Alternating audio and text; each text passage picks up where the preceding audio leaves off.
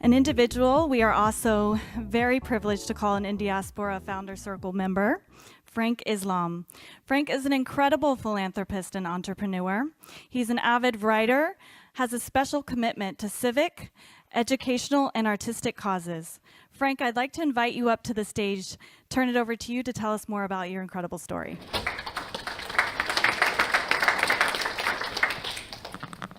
So it's hard to see people there, but I'll take a different tack in my speech and talk a little bit about where I came from, my journey, my story, not my destiny. And I also will talk about some of the activities that our foundation, Frank Islam and Debbie Drossman Foundation, is involved. So thank you, Gabrielle, for the wonderful introduction. I also like to take this opportunity to express my deep gratitude to MR, raise MR, Sanjeev, as well as Gabrielle for inviting me to speak. We should give them a warm welcome and also give them a big round of applause. I guess they left the audience. It is an honor for me to be asked to speak at another India Diaspora event. I was privileged to share my thoughts on philanthropy at India Diaspora's 5th anniversary leadership forum last year with Sunil. And Sunil, thank you very much for all you do. You're reminded and guided by the words of President Kennedy, who said, "To whom much is given, much is expected." I want to reinforce and expand upon the main points that I made back then in my remarks here today. But I have been asked by Gabrielle to talk about my journey, how I got to this point in my life and career. I will do so. I came to the United States from India at the age of 15 to pursue the American dream. At that young age, I was not quite sure how I would achieve that dream. But I knew even then that being a business owner would be part of it. I also knew that it meant being apart from my family and developing my own career track with a little parental or professional guidance. But I recognized that it was an opportunity. That's the way I saw it, an opportunity to define myself in America, the land of opportunity. The process of defining myself in America had 5 stages: getting a good education, developing my apprenticeship, becoming an entrepreneur, and building a strong, talented management team that shared my vision and my values, and moving on to other things. I was encouraged to come to the United States by Professor Wolfgang Throne, a visiting professor of mathematics from the University of Colorado at Aligarh Muslim University.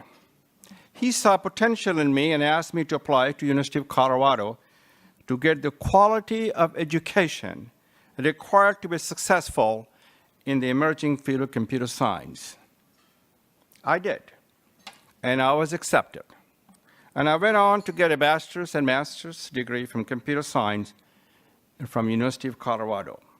That gave me the knowledge that I needed to go into business. When I graduated with my advanced degree, I was not prepared to go directly to owning a business. That's because I did not know how business operated. I had no exposure up to business prior to starting college. So I knew I needed experience before launching my own venture. So I worked with the 2 major information technology companies here in Washington, D.C. area for about a decade to learn the ropes and the ins and outs of doing business. That gave me the skills and real-world grounding that I needed to start my own business. After doing that apprenticeship, in 1994, I purchased a company for $45,000. My wife Debbie and I mortgaged our house to purchase this company. Within 13 years, along with my key management team, we took that company from a workforce of 1 employee, that's me, to more than several thousand employees and approximately $300 million+ in revenue. My team of talented managers were central to everything. Success in business is team sport. It is not me, but we who made it happen. In 2007, I sold my company to Perot System, and that sale allowed me to establish a private foundation along with my wife, Debbie, and begin to engage in philanthropic activities. That's my journey, my story, in a nutshell.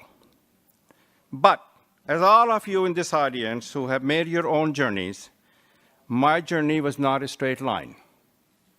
It was not always easy. There were twists and turns. There were dark and desperate days in my life. And the final destination was not certain. What encouraged me to prevail on my journey was a belief in myself and those around me and the opportunity presented by the American dream. Success has taught me to move forward, but failure taught me to never go backward. From the time I started my business, I knew implicitly that you needed to move forward, and if you did not, you'd be left behind.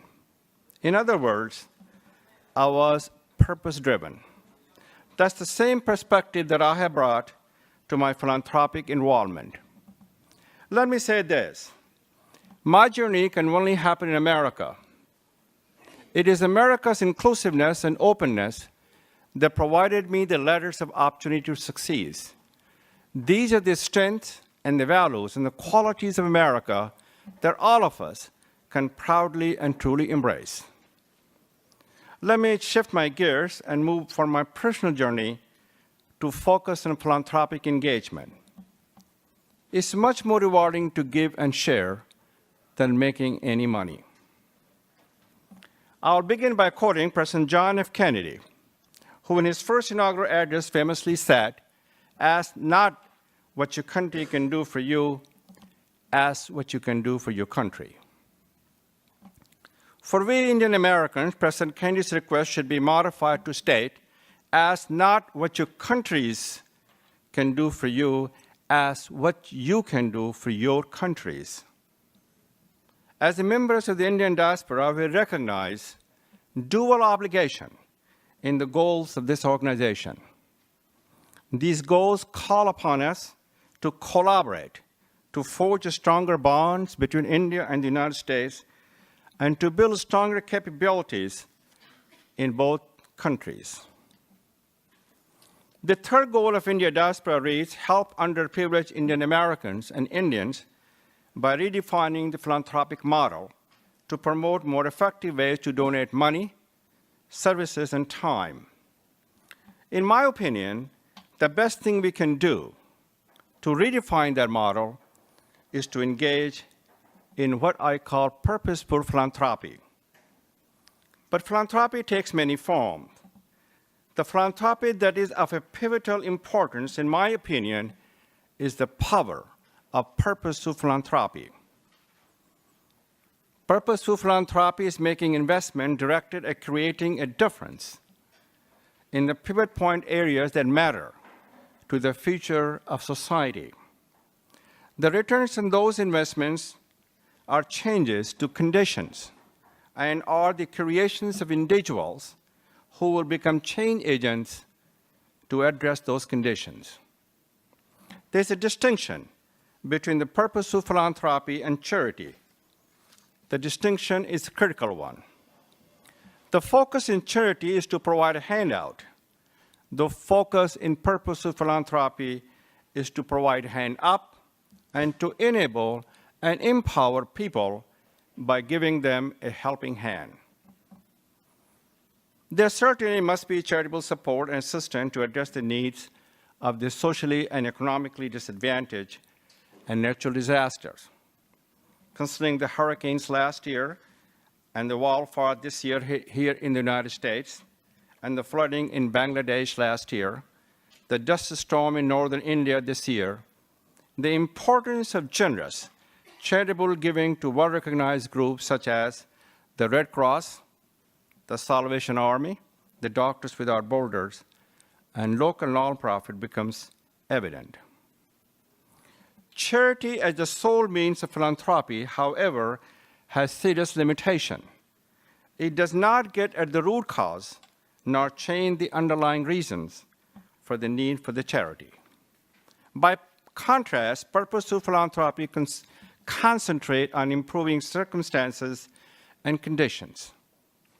This hands-up approach can take a wide range of forms, ranging from eliminating contaminated water that poisons those who drink or bathe in it, to enhancing the safety of working conditions, to developing the requisite knowledge, skills, abilities, attitude, and behavior for a person to be successful in life. The pivot point areas that can be leveraged and effectively addressed to effectuate change and to achieve positive outcomes for the purpose of philanthropy are virtually endless. My personal priority philanthropic areas are education, arts, peace, and civic engagement. I have chosen those areas because they're important to me, because I know that implementing improvement in them can make a substantial and meaningful difference. Let me give you short reasons for my selecting those areas and tell you a little bit about my investment in them. As you know, the education is the bridge to the future. It's an opportunity creator. It moves people up the ladder and to help others climb the ladder with them. It's a powerful equalizer for opening door to all to lift themselves out of poverty. Education frees the human mind from the shackles of ignorance. In the education arena, I have supported many scholarship programs here in the United States. My most significant investment, though, has been in India, where in February of last year, my wife Debbie and I dedicated the Frank and Debbie Islam Management Complex at Aligarh Muslim University. At that dedication, I predicted, from this management complex will come the future leaders who will make the world a better place. I firmly believe that. I also firmly believe that the students has always been our best hope. This is my way of saying thank you and keeping the hope alive and well. Now, art. President Kennedy once said, art nourishes the roots of a culture. It connects and inspires citizens and communities. It has a unifying and healing power. The art transcends all boundary. It represents the best of our humanity.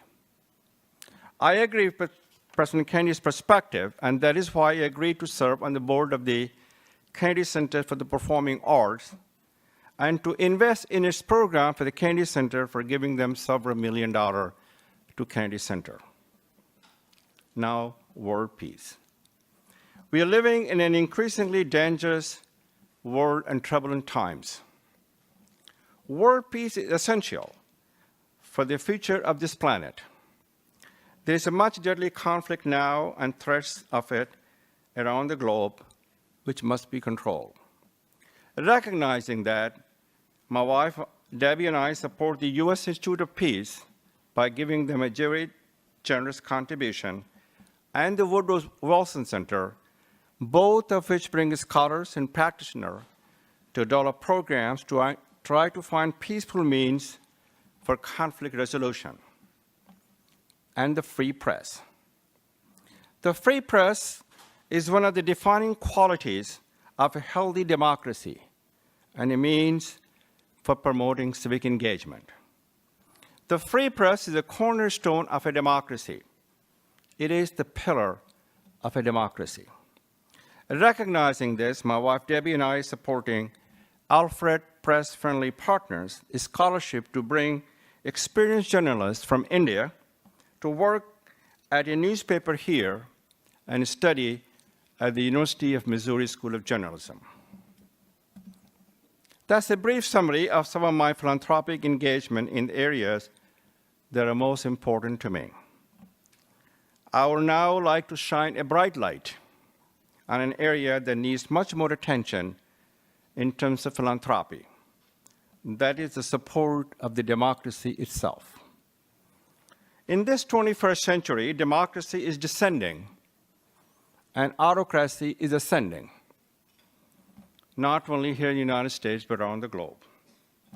Numerous studies have shown that, for example, a Pew Research Center survey last year of citizens in 38 nations around the world found only, and I quote, a shallow commitment to representative democracy and substantial percentages willing to consider non-democratic options across all of those countries.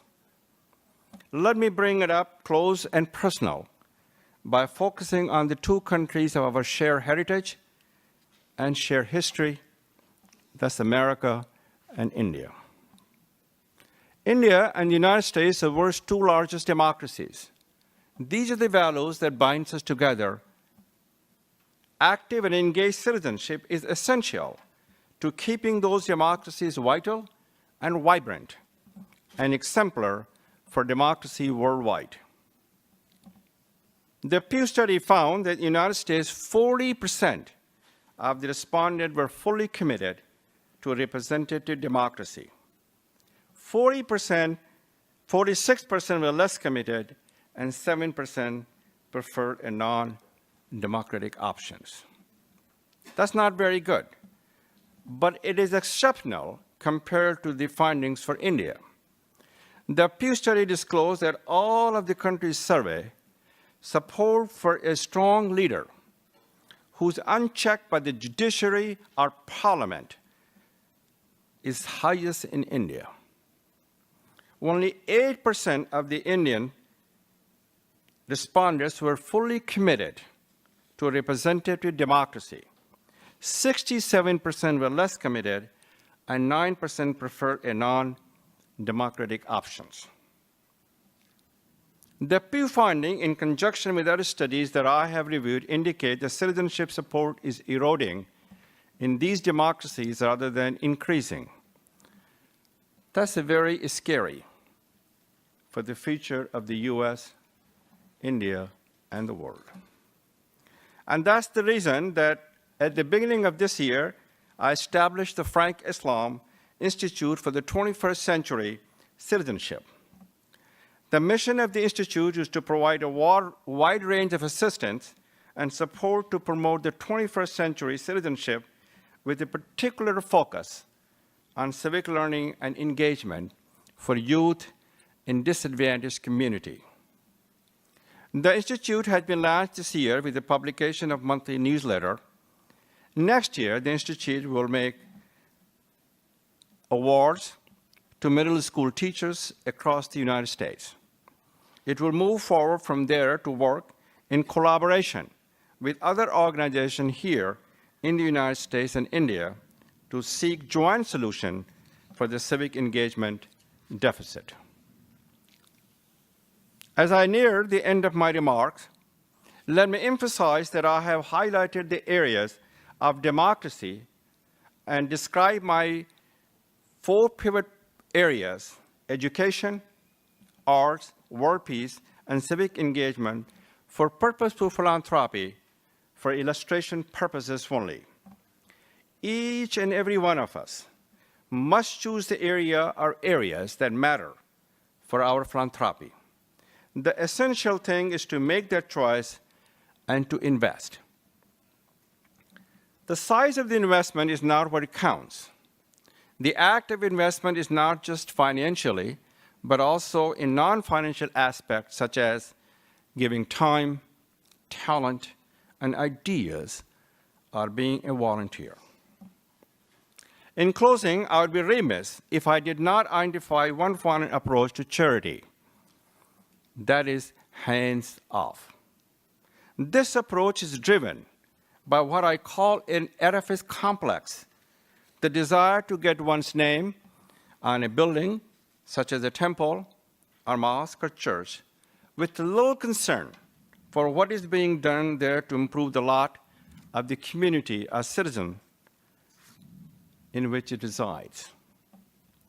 Purposeful philanthropy accomplishes that. It provides the platform for maximizing our philanthropic participation and contribution as Indian Americans. That is why I'm so pleased that Indiaspora has conducted the first ever Indian American Community Engagement Survey. The results of this survey will enable us to target our philanthropic investment and unite as Indian Americans on issues in areas that matter the most to us as a group, to multiply the impact of our purposeful philanthropy. So thank you for letting me share my perspective with you. I look forward to hearing yours and to a good exchange of ideas that will empower our purposeful philanthropy. So God bless you all, and God reward you for that all you do. And thank you very much.